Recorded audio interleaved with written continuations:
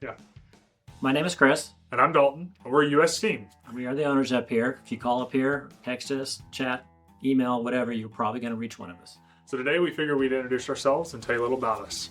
So Chris and I met, gosh, what now? We're looking at 15, 16 years ago? 16 years. Yeah. So in 2014, Chris and I took over, but we actually met in 2009. I race and his son raced as well, and we connected at the racetrack. We became friends, and then eventually worked for him, and then they later fired me, and then came back around twofold a couple of years later. And in 2014, my connections to US Steam allowed us the opportunity to potentially buy this business, and here we are in our 11th year in business together. Yeah, it seemed like a good opportunity at the time. You know, Steam was kind of new into the US, and we got into it, and then it just took off. We kept it small. Kept it small for a reason. We offer better customer support, customer service, training. If you have any questions, just give us a call.